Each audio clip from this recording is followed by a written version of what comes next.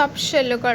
സബ്ഷെല്ലുകൾക്ക് S, P, D, F എന്ന പേര് കൊടുത്തിരിക്കുന്നത് മൂലകങ്ങളുടെ അറ്റോമിക ഘടനയുമായി ബന്ധപ്പെട്ട ചില സവിശേഷതകൾ സൂചിപ്പിക്കുന്ന വാക്കുകളിൽ നിന്നാണ്. S sharp, P principle, D diffuse, F fundamental.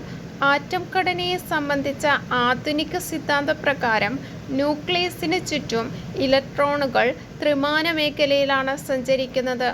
ആധുനിക സിദ്ധാന്തപ്രകാരം ന്യൂക്ലിയസിന് ചുറ്റും ഇലക്ട്രോണുകൾ ത്രിമാന മേഖലയിൽ സഞ്ചരിക്കുന്നു. പ്രധാന ഊർജ നിലകളിൽ തന്നെ ഉപ ഊർജ നിലകൾ ഉണ്ട്. ഈ ഉപ ഊർജ നിലകളിൽ ഇലക്ട്രോണുകൾ കാണപ്പെടാൻ സാധ്യത കൂടിയ മേഖലകളുണ്ട്. ഇവയെ ഓർബിറ്റലുകൾ എന്നാണ് അറിയപ്പെടുന്നത്. ഇലക്ട്രോണുകളെ കാണാൻ സാധ്യത കൂടിയ മേഖലകളെ ഓർബിറ്റലുകൾ എന്നറിയപ്പെടുന്നു.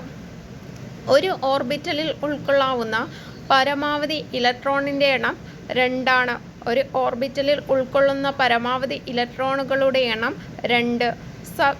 എസ് സബ്ഷെല്ലിൽ ഇത്തരത്തിൽ ഒരു ഓർബിറ്റൽ മാത്രമേ ഉള്ളൂ. ഇതിൻ്റെ ആകൃതി ഗോളാകൃതിയാണ്. പി സബ്ഷെല്ലിൽ 3 ഓർബിറ്റലുകൾ ഉണ്ടായിരിക്കും. ഇതിന് ഡംബലിൻ്റെ ആകൃതിയാണ് ഉള്ളത്. പി സബ്ഷെല്ലിലെ 3 ഓർബിറ്റലുകൾ ഉണ്ട്. ഇതിൻ്റെ ആകൃതി ഡംബലിൻ്റെ ആകൃതി. ഡി സബ്ഷെല്ലുകളിൽ 5 ഓർബിറ്റലുകളും എഫ് സബ്ഷെല്ലിൽ 7 ഓർബിറ്റലുകളും ഉണ്ട്. ഈ ഓർബിറ്റലുകളുടെ ആകൃതി സങ്കീർണമാണ്. എഫ് സബ്ഷെല്ലിൽ 7 ഓർബിറ്റലുകൾ, ഡി സബ്ഷെല്ലിൽ 5 ഓർബിറ്റലുകൾ.